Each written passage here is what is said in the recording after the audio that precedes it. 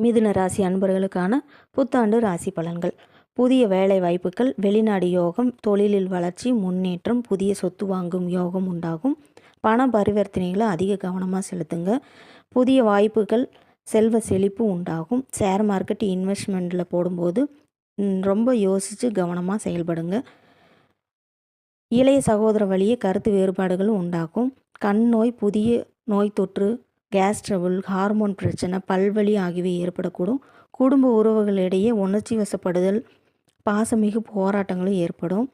கோபத்தை குறைத்து கொள்ளுங்க. கடன் உதவி உங்களுக்கு கிடைக்கும்.